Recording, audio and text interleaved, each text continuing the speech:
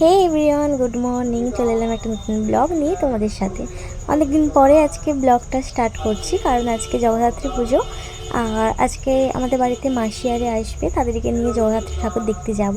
তাই সকাল সকাল ঘুম থেকে উঠে বেরিয়ে পড়েছি বাজারের উদ্দেশ্যে, আমি আর মা।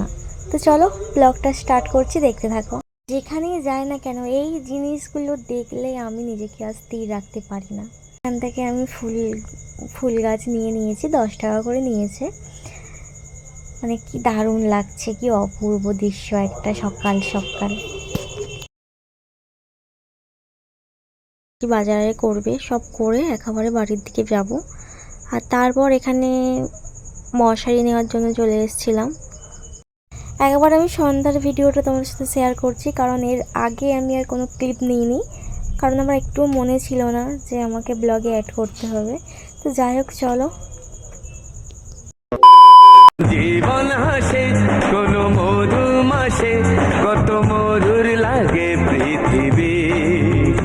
যখন জীবন হাসে কোন মধুমাসে, কত মধুর লাগে পৃথিবী।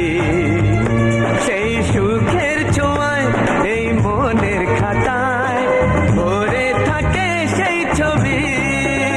যখন জীবন হাসে কোন মধুমাসে, কত মধুর লাগে পৃথিবী। যখন জীবন হাসে কোন মধুমাসে, কত মধুর লাগে পৃথিবী। সেই সুখের ছোঁয়ায় মনের খাতায় ভরে থাকে সেই ছবি।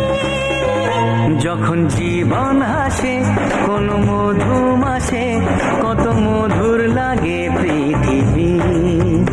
যখন জীবন হাসে কোন মধুমাসে, কত মধুর লাগে পৃথিবী।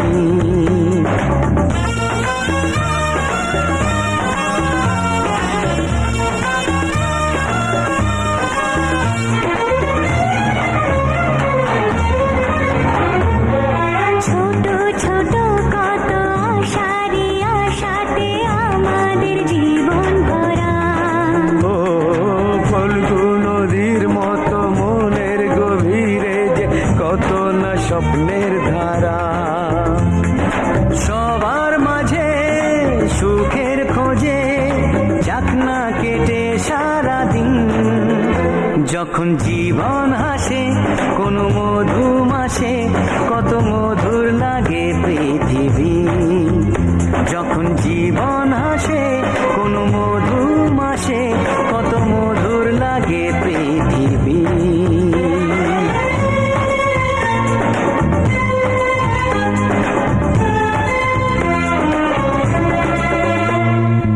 আলো ছায়ার খেলা চলে সারা বেলা, থেমে কি থাকে জীবন।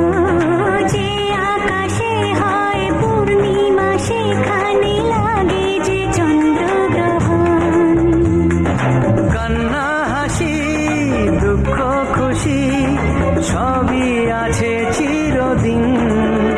যখন জীবন হাসে কোন মধুমাসে, কত মধুর লাগে